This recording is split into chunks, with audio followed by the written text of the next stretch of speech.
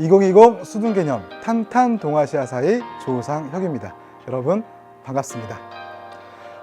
올 이제 한 해 여러분들과 함께 이번에 동아시아사 기본 개념 강의를 맡게 됐고요.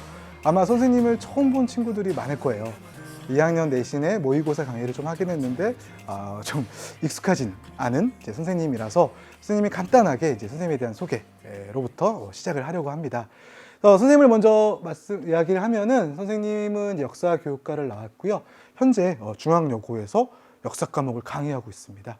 10년 넘게 강의하고 있고요. 동아시아사는 처음 생겼을 그 해부터 그리고 얼마 전까지 수능 직전까지도 늘 고3 학생들을 수업을 진행을 해왔어요. 자, 그리고 이거 외에도요, EBS 수능 연계 교재, 이제 고3 학생이라면 누구나 알고 있죠. 수능 특강, 수능 완성, 동아시아사를 꾸준히 집필을 해왔습니다.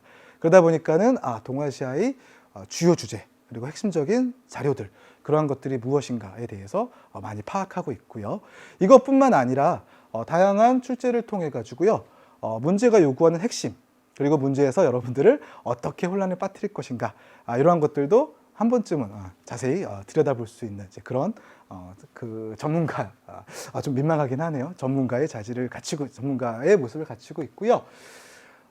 강의를 하면서 이제 그러면 누가 선생님 강의를 들을까라는 생각을 해봤거든요. 그러면 당연히도 내년 수능 동아시아사를 선택한 학생, 가장 1순위가 되겠죠.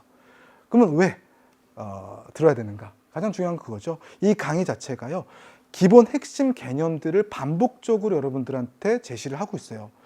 그러면요, 기본이 탄탄해야 여러분들이 그 위에 무언가 쌓을 수 있거든요. 기초가 탄탄해야. 그래서 이 강의를 통해서 동아시아사의 기본 개념들, 그리고 큰 줄거리들을 익혀두고 수능 특강, 수능 완성으로 이어가신다면 충분히 수능에서 여러분들이 원하는 성적을 얻으실 수 있을 거라 생각을 하고요. 그리고 내신을 준비하는 친구들도요, 이 강의가 많은 도움이 될 거라고 생각을 해요. 내신은 아무래도 수능보다는 조금 더 자세히 디테일하게 들어가거든요. 그런데 이러한 큰 줄기, 기본 개념만 갖추고 있으면 깊이 들어갈 때도 조금 부담 없이 좀 더 쉽게 접근할 수 있게 됩니다. 자, 그리고요, 마지막으로 그 외에도요, 동아시아 여러 나라에 관심 있는 모든 분이라고, 어떤 분들도 이 강의를 들으시면 도움이 될 겁니다. 실제로 예전에 어떤 학부모님이 쓴 강의를 듣고서 사상사 강의였었는데 참 재밌었다, 그리고 전반적인 흐름을 익힐 수 있어서 귀에 쏙 들어왔다라는 평가를 해주신 적도 있거든요. 그래서 관심을 가지신 분이라면, 특히나 중국, 일본, 우리 주변에 대한 관심을 가지신 분이라면 이 강의 자체가 많은 도움이 되실 겁니다. 자, 그러면 동아시아사라는 과목에 대해서 간단하게 소개는 드릴게요. 어렵지 않아요. 아시아 동쪽에 있는 나라들 모아놓은 거니까. 그럼 우리가 인접한 나라들이겠죠. 우리도 동아시아니까 한국, 중국, 일본, 베트남. 이 나라들의 역사를 공부하고 그들을 이해하는 과목. 그 속에서 우리 역사를 바라보는 과목. 이게 바로 동아시아사라는 과목의 가장 핵심적인 내용이죠.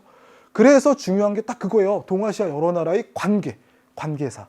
그리고 이들을 하나로 묶을 수 있는 중심, 주제, 한자, 유교, 율용, 불교와 같은 이러한 것들이 동아시아의 기본 틀이 되죠. 어떤 관계를 가지고 있냐? 어떤 공통점을 가지고 있냐?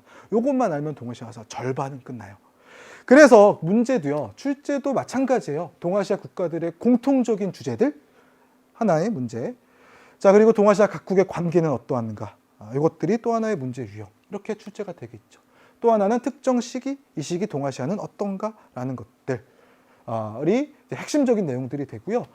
뭐 그렇다고 해서 여러분들이 관계니까 되게 복잡하겠지 생각하시겠지만 꼭 그렇지만도 않은 게, 기본 틀만 익히면 일단 파악은 쉽고요. 두 번째로 교과서가 3개밖에 안 돼요. 한국사 몇 개요? 8종, 8개죠.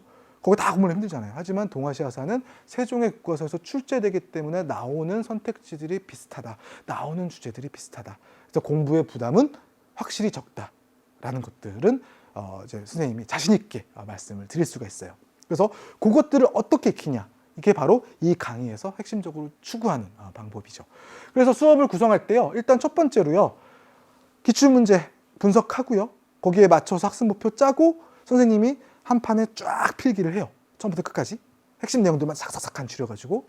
그러면 여러분들은요, 선생님이 교재를 보시면은 그 교재 안에 여러분들이 필기하는 란이 있어요. 그래서 거기다 필기를 해주시고, 그 다음에 선생님이 정리해둔 내용들, 되도록이면 깔끔하게 표로 정리를 했거든요. 그것을 보면서 내용을 확인하고 마지막에 자료들, 그쵸? 이러한 것들, 자료 더하기의 이런 자료들을 통해서 핵심적인 개념을 한 번 더 파악하는 거예요. 자, 그리고 이러한 다양한 핵심 자료들, 탄탄 자료들이 여러분들의 이해를 조금 더 쉽게 도울 수 있도록 할 수 있도록 도움을 줄 거고요.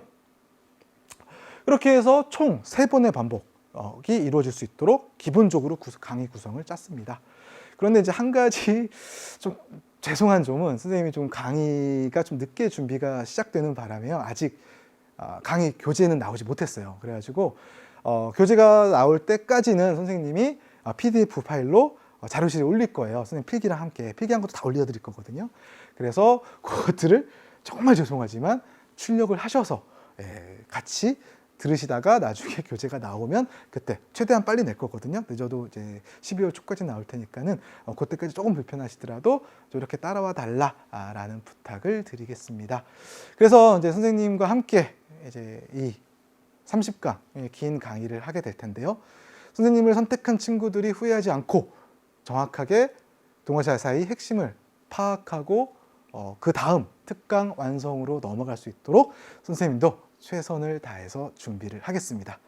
자, 이제 선생님의 필기와 함께 1강에서 만나 보도록 하겠습니다. 감사합니다.